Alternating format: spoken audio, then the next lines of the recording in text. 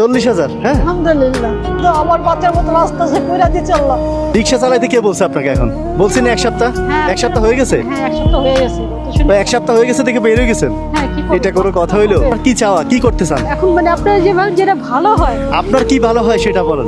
আমি চাই আমার রোডের ভেতরে একটা ছোট একটা দোকান নিয়ে বসে ওখানে যে আমি মানে রুমটা ছেড়ে দিচ্ছি আমি এই মাসের ভাড়া। রুম ছেড়ে দিয়েছেন মানে বাসা ছেড়ে দিয়েছেন? হ্যাঁ, এই মাসের ভাড়া দিয়ে তো বাসা ছেড়ে দিব।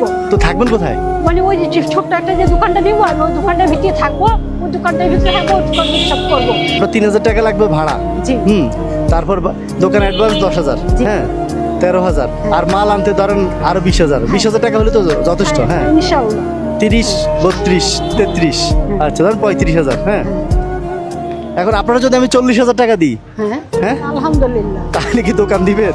ইনশাআল্লাহ, ইনশাআল্লাহ। আমি আপনারা নিয়ে দিন, আমি আপনাদের সাথে যাব। আপনাদের ছাড়া আমি কিছু করবো না। 40,000। হ্যাঁ, আলহামদুলিল্লাহ। আমার বাবাকে ভালো কেউ রেখে যেহেতু আমার বাচ্চার মতো রাস্তা সে কইরা দিচ্ছে আল্লাহ। আপনার কেউ রেখে আপনার লাভ